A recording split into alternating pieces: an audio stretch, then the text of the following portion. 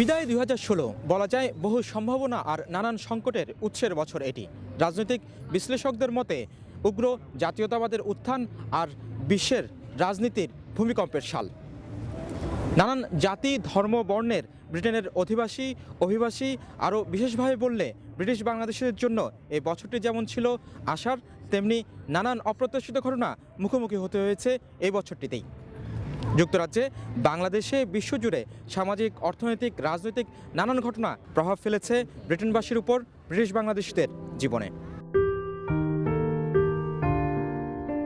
বছরের শুরুতেই দারুণ এক খবর উদ্দীপ্ত করে ব্রিটিশ বাংলাদেশি কমিউনিটিকে। 2015-তে গণমাধ্যম জুড়ে যেখানে আলোড়ন ছিল দুই ব্রিটিশ তরুণীর সিরিয়া পাড়ি দেয়া, সেখানে 2016-র খবর পৃথিবীর অন্যতম শীর্ষ ম্যাগাজিন এলের তালিকায় জায়গা করে নিয়েছে ব্রিটিশ বাংলাদেশি তরুণী মহিমা আহমেদ। আর তা কোনো ফ্যাশন ডিজাইনিং বা মডেলিংয়ের জন্য নয়। প্রথমবারের মতো এলে প্রথা ভেঙে তাকে অন্তর্ভুক্ত করেছে সামাজিক দায়বদ্ধতা নিয়ে তার তৈরি এক অ্যাপসের জন্য। Good inspiring role for me to take on as a young woman who's in software development, who's interested in this and making things that have a social benefit instead of just a profit motive. I wanted the opportunity to show the world as well that not every girl who wears a hijab is, gonna run away to Syria and become a terrorist or do other extreme things, that we can contribute to society positively and we can represent just normal everyday citizens. Continue proving that you can do it and that you have the capabilities, and eventually everyone will realize that as well. And it might take a long time, it might take a lot of hard work, but you will be able to achieve what you want to as long as you put the effort in. বিশ্বের অন্যতম শীর্ষ fashion magazine এলের হিসেবে ৩০ জন নারী যারা পরিবর্তন করে দিচ্ছেন পৃথিবী, তাদের একজন মহিমা।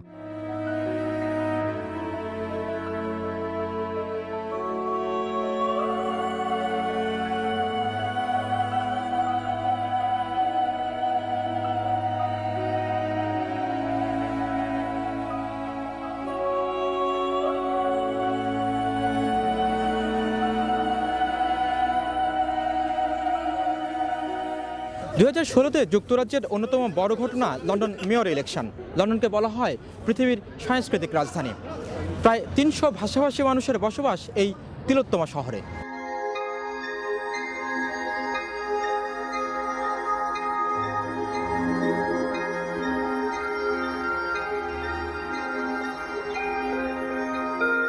বেঞ্জামিন ডিসরের ভাষায় লন্ডন হলো আধুনিক ব্যাবিলন। প্রায় 85 লক্ষ মানুষের এই আধুনিক ব্যাবিলন শহরের এখন নগরপিতা সাদিক খান। London is the greatest city in the world. I'm so proud of our city. I'm deeply humbled by the hope and trust you've placed in me today. I grew up on a council estate just a few miles from here. Back then, I never dreamt that someone like me could be elected as Mayor of London. And I want to say thank you to every single Londoner for making the impossible possible today. Labour পার্টির অন্যতম শীর্ষ নেতার অন্যতম পরিচয়, তিনি পাকিস্তান বংশোদ্ভূত এবং মুসলিম।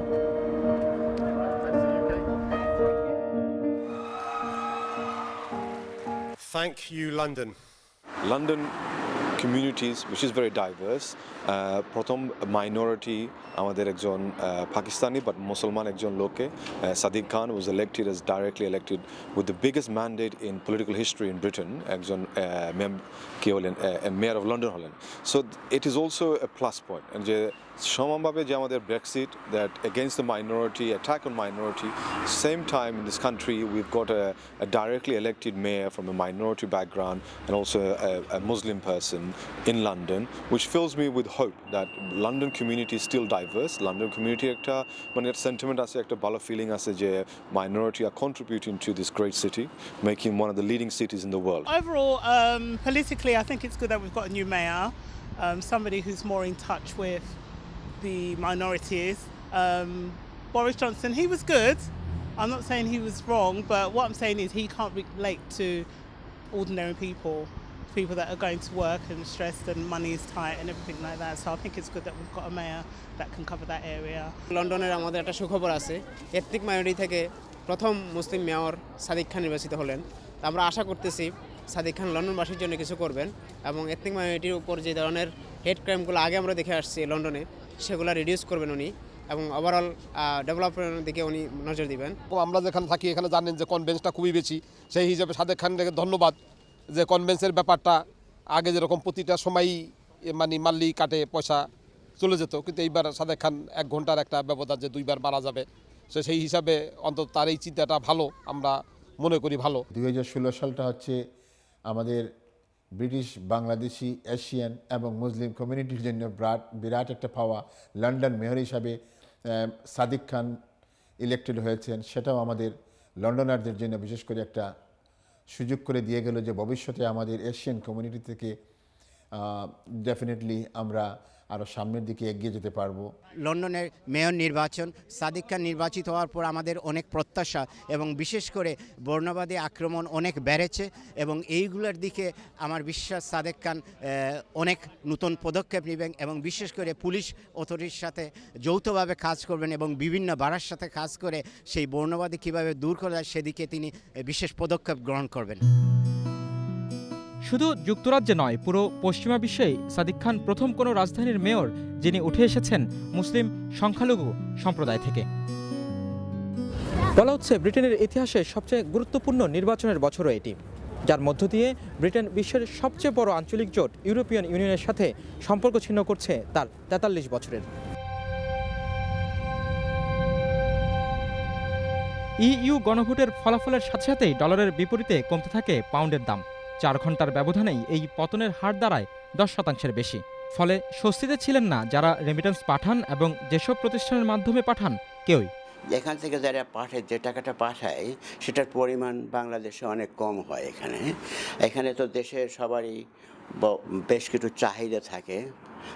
আগে তাদের আমাদের এখান থেকে 1 পাউন্ড পাঠালে হয়তো 120 টাকা 125 টাকা পেত, কিন্তু এখন তাদেরকে আমাদের এখান থেকে বেশি টাকা পাঠাতে হয়, তাদের সেই পরিমাণ টাকা যাতে বাংলাদেশে পায় তার জন্য আমাদের জন্য এটা একটু অসুবিধা হচ্ছে। আমাদের যদি ব্রেক্সিটের ইস্যুটা না হতো আমাদের আরও অনেক ভালো হতো, বাট আশা করছি সামনের দিনগুলোতে with our innovative service process আমরা আরও কিছু কাজ নিয়ে আসতেছি যাতে কাস্টমার আরও অনেক ইজিলি বাংলাদেশে টাকা পাঠাতে পারে। মোটামুটি 2016 সব দিক দিয়ে মিলাইয়া ভালো মন্দ সব দিক দিয়ে এইদিকে 2016-তে ব্রিটিশের আমাদের পাউন্ডের মূল্য অনেক ডাউন হয়ে গেছে। 2016 সালে আমাদের অনেক পতন উত্থানের দিক দিয়ে কাটিয়েছে, তো আমরা আশা করতেছি 2017 সাল আমাদের জন্য ভালো আসবে।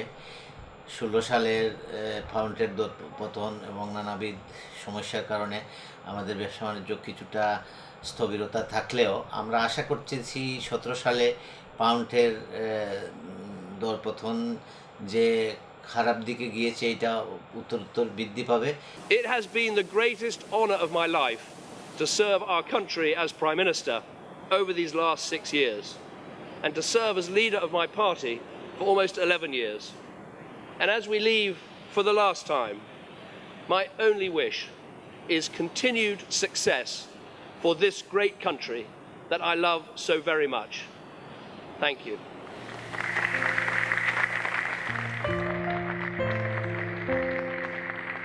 ব্রেক্সিটের কারণে প্রধানমন্ত্রিত্ব ছাড়তে হয়েছে ডেভিড ক্যামেরনকে। ব্রিটেন পেয়েছে তার ইতিহাসের দ্বিতীয় নারী প্রধানমন্ত্রী। I have just been to Buckingham Palace, where Her Majesty the Queen has asked me to form a new government, and I accepted. Following the referendum, we face a time of great national change. As we leave the European Union, we will forge a bold, new, positive role for ourselves in the world.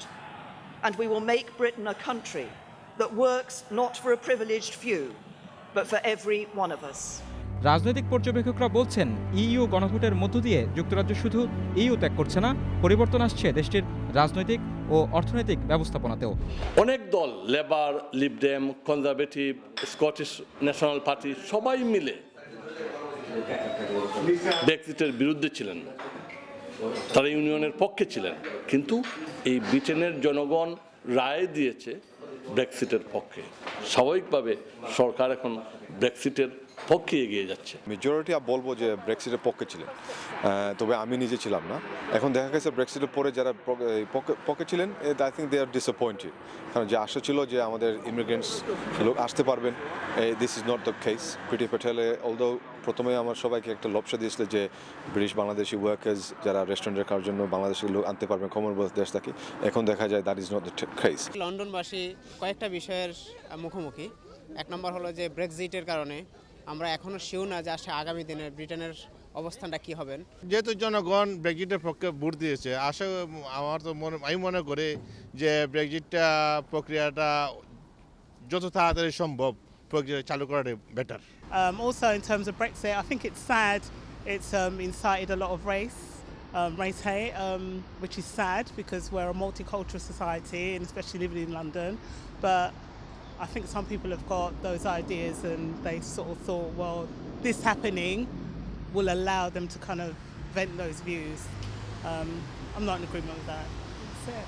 Brexit ব্রিটেনের জন্য এবং বিশ্ববাসীর জন্য কী নিয়ে আসবে তা আসলে এখনই স্পষ্ট করে বলা যাচ্ছে না, কিন্তু ব্রেক্সিটের কারণে কেউ কেউ বলছেন যে ব্রিটেন জন্য এটা ক্ষতির কারণ হবে, কেউ কেউ আবার বলছেন যে দীর্ঘমেয়াদে ব্রিটেন এর থেকে সুফল লাভ করবে। 2016-তে ক্যাটারিংয়ে বাংলাদেশের থেকে দক্ষ অভিজ্ঞ শেফ বা স্টাফদের না আনার কারণে এবং এই ব্রিটিশ ইমিগ্রেন্টের কড়াকড়ির কারণে আমাদের কারি ইন্ডাস্ট্রি আজকে হুমকির মুখে পড়ে। ব্রিটেনের যে ইলেকশনের ব্যাপার নিয়ে কিংবা পার্লামেন্টে যে একটা আসছে ধরেন পরিবর্তন আসছে, তার জন্য জিনিসপত্রেরও দাম একটু উতাল পাতালেই আছে, সব মিলিয়ে ভালোই। বিভিন্ন ধরনের পরিবর্তন আমরা 2016-তে দেখেছি। আমার দৃষ্টিতে 2016 আসলে একটি পরিবর্তনের এবং পরিবর্তনের বছরই মনে হয়েছে। ব্রেক্সিট নিয়ে আমার আশা থাকবে যে নতুন প্রধানমন্ত্রী বিশেষ পদক্ষেপ গ্রহণ করবেন এবং ফেজ বাই ফেজ যে পদক্ষেপ নেবেন সেইগুলা ব্রিটেনবাসীর জন্য আমার মনে হয় সুফল বয়ে আনবে। ইউরোপিয়ান ইউনিয়ন গণভোটের পর লন্ডনে হেট ক্রাইম বৃদ্ধি পেয়েছে প্রায় 50%। স্কটল্যান্ড ইয়ার্ডের হিসাব অনুসারে 24শে জুন থেকে 2 জুলাই 9 দিনে লন্ডনে 599টি হেট ক্রাইমের রিপোর্ট হয়, যার শিকার হয়েছেন British বাংলাদেশিরাও। The downside to that has been an increase in hate crime, especially আমাদের বাংলাদেশি minority Muslim community Brexiteর সাথে সাথে increase in double figures across the country, শুধু লন্ডনে না, across the country, especially outside of London, hate crime increase হয়েছে. So that is a disappointment. 2016-এ আমরা অনেক right wing রেটরিক্স দেখেছি, যেগুলো আমাদের যারা সংখ্যালঘু আছি তারা সাফার করেছে। আমি আশা করছি যে 2017-এ আমাদের এই নতুন প্রত্যাশা এবং নতুন নিয়ে আসবে।